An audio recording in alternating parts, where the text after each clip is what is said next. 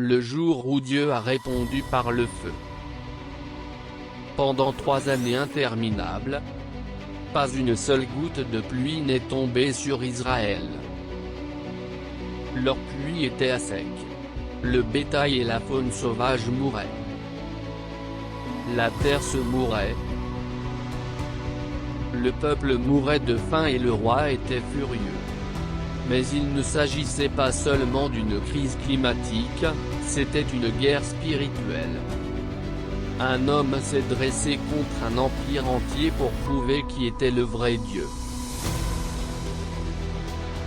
Cet homme était le prophète Élie. Voici le récit de son témoignage courageux et audacieux devant tout Israël, sur le mont Carmel. Le roi Achab et la reine Jézabel adorent Baal. De nombreux Israélites les ont imités en se détournant du Dieu vivant pour se tourner vers les idoles. 3 ans seulement avant cette époque. Pour les secouer et les réveiller de leur léthargie et de leur mort spirituelle, et les ramener à Dieu, affirma hardiment Élie face au roi Achab, transmettre un message directement de Dieu. Aussi vrai que le Seigneur, le Dieu d'Israël que je sers, est vivant, il n'y aura ni rosée ni pluie dans les prochaines années, sauf sur mon ordre. Élie lança un défi mortel sur le mont Carmel. 2 autels. 2 sacrifices. Mais pas d'allumette. Le Dieu qui répond en envoyant le feu du ciel, il est le vrai Dieu.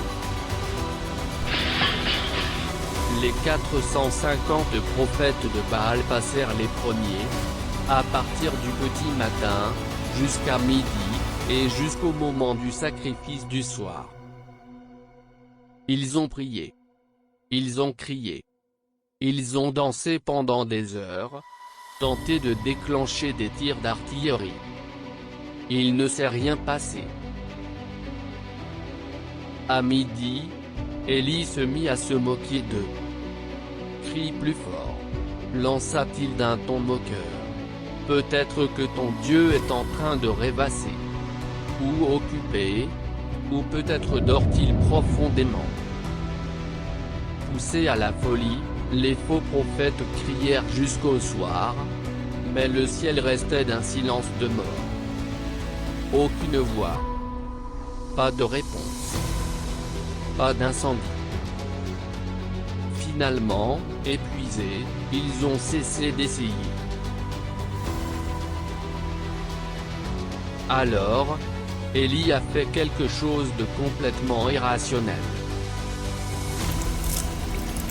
Quelque chose qui rendrait absolument impossible que le feu brûle sur son autel.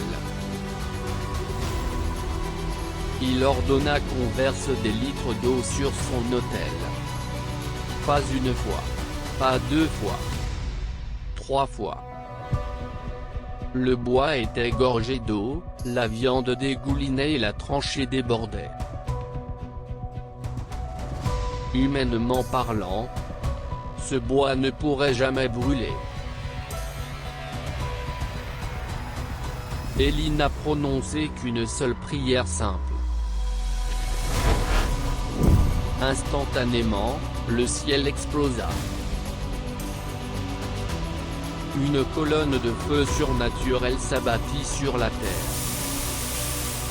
Elle n'a pas seulement brûlé l'offrande sacrificielle, elle a consumé le bois, vaporisé l'autel de pierre, brûlé la poussière et englouti chaque goutte d'eau.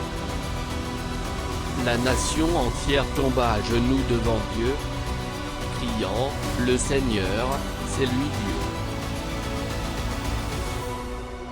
L'incendie a prouvé la vérité. Et la pluie finit par tomber. Il y a un Dieu au ciel qui règne encore sur les affaires des hommes. Il exauce les prières des justes qui croient véritablement en sa parole et lui obéissent.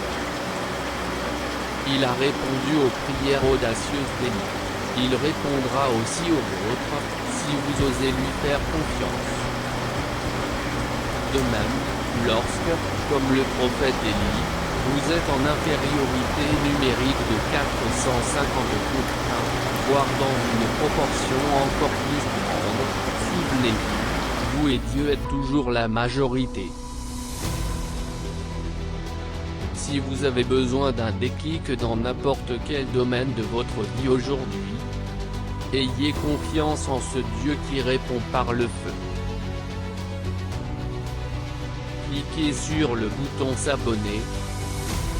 Et comme acte de foi, tapez feu dans les commentaires pour réclamer votre victoire.